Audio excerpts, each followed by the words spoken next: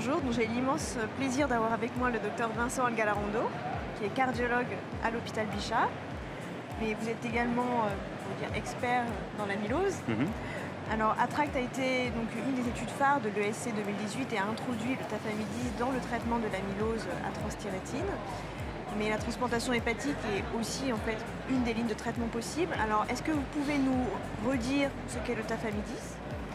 Alors, le tafamidis, c'est un médicament qu'on a à disposition depuis maintenant quelques années. D'abord, c'est un médicament qui a été utilisé pour traiter les atteintes neuropathiques de la maladie. Et il est à disposition depuis 2011 en France pour cette indication-là. Et c'est un médicament qui stabilise la transthyrétine qui, quand elle est mutée, peut changer de conformation et induire des dépôts amyloïdes. Très bien. Est-ce que vous pouvez nous redire en quoi la transplantation hépatique est un traitement dans l'amylose à transthyrétine? Alors, la transplantation hépatique, elle joue sur la même cascade physiopathologique et elle joue à un autre endroit de cette cascade, la transthyrétine, qui est toujours cette protéine qui va faire les dépôts à la fin. Elle est produite essentiellement par le foie dans sa forme circulante. Et donc, quand il y a une production de transthyrétine anormale, la transplantation hépatique, elle remplace la production de transthyrétine anormale par une production de transthyrétine sans mutation. D'accord. Alors vous avez présenté un abstract très intéressant qui compare justement la transplantation hépatique et le tafamidis. Est-ce que vous pouvez nous donner vos principaux résultats? Alors c'est un travail qu'on a mené parce que la transplantation hépatique qu'on pratique depuis les années 80 n'a jamais vraiment été évaluée. Elle a toujours été comparée par rapport à l'évolution naturelle de la maladie. Et pour des raisons essentiellement éthiques, le tafamidis, lui aussi, a été comparé contre placebo. Et on se retrouve avec deux traitements de première ligne, un qui est très lourd, la transplantation hépatique, et un autre qui est beaucoup plus light en théorie, qui est le tafamidis, qui sont tous les deux des traitements de première ligne et qui n'ont jamais été évalués l'un contre l'autre.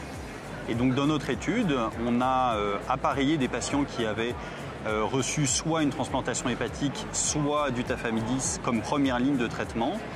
Et on a démontré que, effectivement, la transplantation hépatique a un coût en termes de morbidité et de mortalité. Et donc, il y a une surmortalité précoce après la chirurgie chez les patients qu'on transplante, en particulier chez les patients qui ont une atteinte cardiaque associée.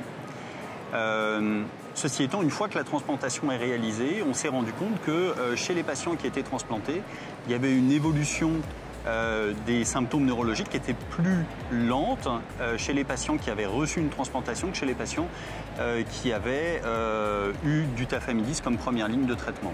D'accord. Est-ce que vous avez une explication à ce résultat? Alors, très clairement, les deux traitements jouent de manière différente sur la cascade physiopathologique et on a toujours su que le tafamidis, c'était un médicament qui ralentissait la progression de la maladie. Jusqu'à date, on n'a pas de traitement qui interrompt complètement cette maladie, y compris la transplantation hépatique. Et on sait que la transplantation hépatique, on a des évolutions retardées de l'amylose, en particulier sur le plan cardiaque. Pourquoi est-ce qu'il y a un tel différentiel entre ces traitements? C'est clairement deux traitements qui jouent de manière complètement différente. Ce qui est important, c'est de se dire qu'on a d'un côté un traitement de première ligne qui est plutôt bien toléré et qui peut avoir quand même un intérêt, en particulier sur les formes cardiaques, et qu'on a un deuxième traitement de deuxième ligne qui lui aussi est potentiellement efficace, qui a une efficacité différentielle qui est importante par rapport au premier, mais qui a un coût. D'accord, très bien. Merci beaucoup. Merci.